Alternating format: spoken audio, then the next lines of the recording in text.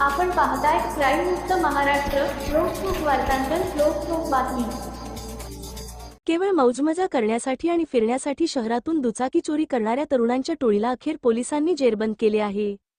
या टोळीतील सदस्यांकडून तब्बल 20 मोटारसायकली जप्त करण्यात आल्या असून त्यांची एकूण किंमत सुमारे 15 लाख रुपये असल्याची माहिती समोर आली आहे. ही कारवाई उत्तमनगर पोलीस स्टेशन येथील तपास पथकाने केली असून या प्रकरणामुळे पुणे तसेच पिंपरी चिंचवड परिसरातील अनेक दुचाकी चोरीचे गुन्हे उघडकीस आले आहेत.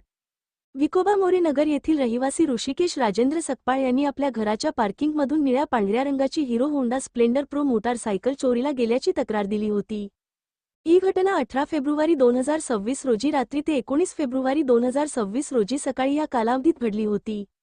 सुमारे 50,000 रुपये किमतीची ही दुचाकी अज्ञात चोरट्यांनी चोरून नेल्याने या प्रकरणी उत्तमनगर पोलीस स्टेशन येथे भारतीय न्याय संहिता कलम 303(2) अन्वये गुन्हा दाखल करण्यात आला होता. गुन्हा उघडकीस आणण्यासाठी वरिष्ठ पोलीस निरीक्षक राघवेंद्रसिंग क्षीरसागर यांनी तपास पथकाला योग्य सूचना देत विशेष मोहीम सुरू केली. दरम्यान पुणे शहरात ट्रिपल सीट वाहन चालविणे तसेच मॉडिफाईड सायलेन्सर वापरून वाहतूक नियमांचे उल्लंघन करणाऱ्यांवर कारवाई करण्याचे आदेश पोलीस आयुक्तांनी दिले होते. त्यानुसार उत्तमनगर परिसरात नाकाबंदी सुरू असताना पोलिसांनी विना नंबर प्लेट दुचाकी चालवणाऱ्या एका तरुणाला संशयावरून थांबवले. या तरुणाचे नाव गौरव राजू थापा असे असून तो कोपरे गाव परिसरात राहणारा आहे. पोलिसांनी त्याच्याकडे वाहनाबाबत चौकशी केली असता तो समाधानकारक उत्तर देऊ शकला नाही. त्यामुळे पोलिसांनी त्याला ताब्यात घेऊन कसून चौकशी केली असता त्याने दुचाकी चोरी केल्याची कबुली दिली. आरटीओ ॲपवरून तपासणी केली असता ही दुचाकी उत्तमनगर पोलीस ठाण्यात नोंद असलेल्या गुन्ह्यातील असल्याचे स्पष्ट झाले. पुढील चौकशीत गौरव थापा हा अल्पवयीन असल्याचे निष्पन्न झाले. त्याने ही चोरी आपल्या साथीदारांसोबत केल्याचे सांगितले. त्याच्या माहितीच्या आधारे पोलिसांनी महेश हनुमानसिंग राजपूत या तरुणाचा शोध घेतला.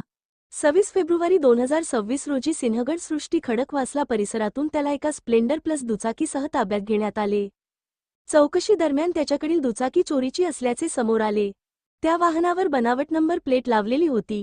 तांत्रिक तपासातून त्या वाहनाचा मूळ नंबर MH12UU 5801 असल्याचे समजले आणि ते वाहन कोथरूड पोलीस स्टेशन येथे नोंद असलेल्या चोरीच्या गुन्ह्यातील असल्याचे निष्पन्न झाले. पोलिसांनी आरोपी महेश राजपूत याची चौकशी केली असता त्याने सचिन यशवंत चाटे या आपल्या मित्रासोबत मिळून पुणे शहर तसेच पिंपरी चिंचवड परिसरात 2024 पासून दुचाकी चोरी करण्यास सुरुवात केल्याची कबुली दिली. या टोळीने मौजमजा करण्यासाठी आणि फिरण्यासाठी दुचाकी चोरी करत असल्याचेही चौकशीत उघड झाले. चोरी केल्यानंतर या दुचाकींवर बनावट नंबर प्लेट लावून त्या शहरात वापरल्या जात होत्या. तपासादरम्यान पुणे शहर पोलीस आयुक्तालय, पिंपरी चिंचवड पोलीस आयुक्तालय तसेच पुणे ग्रामीण हद्दीतील एकूण 14 दुचाकी चोरीचे गुन्हे उघडकीस आले आहेत.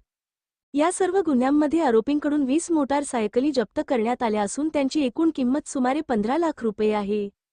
या टोळीने उत्तमनगर, कोथरूड, वारजे, भारती विद्यापीठ, सिंहगड रोड, नांदेड सिटी, बावधन तसेच पुणे ग्रामीण भागातील राजगड पोलीस ठाण्याच्या हद्दीत दुचाकी चोरी केल्याचे तपासात निष्पन्न झाले आहे.